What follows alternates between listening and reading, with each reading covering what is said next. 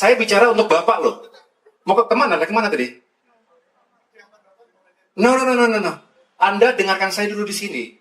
Menteri Koordinator Bidang Infrastruktur dan Pembangunan Kewilayahan Agus Harimurti Yudhoyono (AHY) marah. Ia menegur keras Kepala Balai Ciliwung David Partongo Olan Marpaung. Momen itu terjadi saat AHY menyampaikan pidato dalam kegiatan Bakti Sungai Nusantara di kawasan Rawajati, Bidara Cina, Jakarta Timur, Senin 11/5/2026. AHY berikan teguran karena David hendak meninggalkan lokasi saat AHY pidato. Hei, Kepala Balai, sini dulu, mau kemana sih? Saya bicara untuk Bapak loh. Mau kemana Anda tadi? No, Anda dengarkan saya dulu di sini. Ucap AHY. Siapa lagi kalau bukan kita sendiri yang menjaga sungai tadi? Ciliwung, 109 km dari hulu ke hilir. 421 km persegi daerah aliran sungai.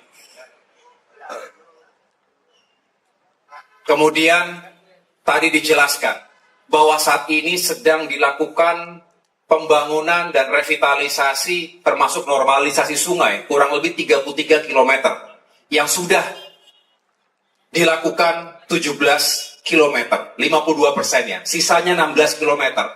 Termasuk tadi kita menyusuri menggunakan perahu karet dari Rawajati ke Bidara Cina kurang lebih 5 km, ada 2,3 km. Di mana itu merupakan titik-titik yang paling mungkin terjadi banjir setiap saat. Ini harus kita segera lakukan normalisasi, pembangunan tanggul. Kurang lebih tingginya 4 hingga 5 meter. Dan tadi bisa dihitung berapa panjang di titik-titik yang paling rawan. Anggaran juga bisa dihitung. Memang tantangannya selalu diantaranya adalah lahan. Tadi Bu Wamen juga menyampaikan lahannya seringkali masih terhambat.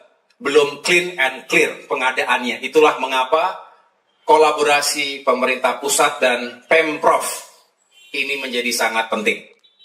Dan masyarakat juga harus terlibat dalam upaya besar ini. Karena percuma kita bikin tanggul, kemudian juga terus dilakukan pembangunan liar yang seharusnya tidak boleh. Kalau membangun sesuatu yang keras di sempadan sungai, maka sudah pasti ini akan membuat sungai kita makin lama makin sempit. Tadi lebarnya kurang lebih on average itu 15-25 meter lebar.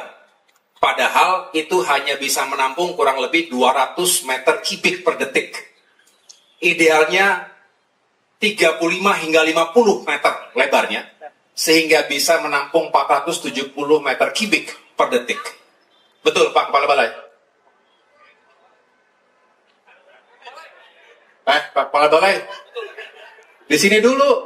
Mana sih?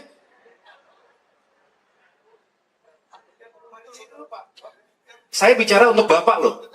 Mau ke kemana? Kemana tadi? No. Anda dengarkan saya dulu di sini. Gimana mau mendengarkan arahan kalau Bapak nggak ada, 2 kali saya panggil nggak ada gitu loh. Ya, nggak bisa begitu. Tolong duduk kayak mic dulu. Duduk Pak. Saya 2 kali masalahnya manggil kok nggak ada gitu loh. Nggak usah, nanti kan kita sana juga. Duduk dulu Pak. Silakan Pak. Silakan. Ya, saya ulangi. Jadi panjang. Saya mau refer Bapak tadi. Bapak menyampaikan data, saya refer ini. Bapak tolong dengarkan supaya menjadi utuh. Ya, menjadi utuh. Ini kebijakan penting sekali Pak. Justru saya mendukung Bapak agar kita laksanakan dengan baik, ya. Nanti itu bisa belakangan, Pak. Bisa belakangan. Saya juga udah ngintip tadi, ya. Nggak usah terlalu dipusingkan gitu, ya. Saya ingin kita nih fokus pada substansinya. Saya ulangi, agar bisa menampung 470 meter kubik per detik, ya, kita lebarkan. Ini PR yang berat ya, Bu Wamen ya. Bagaimana kita bisa nanti bekerja sama dengan semua, termasuk juga mendeploy alat-alat berat yang bisa membantu dengan cepat upaya normalisasi. Karena ternyata tadi penjelasannya setiap tahun itu harus terus dilakukan normalisasi. Naik lagi 20, pendangkalan 20 cm, pendangkalan 50 cm. Nah itu harus dilakukan terus pengerukan. Jadi ini sangat berpengaruh pada kondisi sungai kita. Bapak Ibu sekalian, mohon kita semua menyampaikan Dan terima kasih teman-teman media, tepuk tangan untuk teman-teman media, terima kasih telah hadir. Mohon teman-teman media membantu mensosialisasikan bahwa ini benar-benar sungai kita kritis. Kalau tadi kita melihat kiri kanan 5 km saja, itu nampak sekali bahwa memang kiri kanan itu sampah. Nah kalau asal buang sampah, sudah pasti akan terjadi kebuntuan.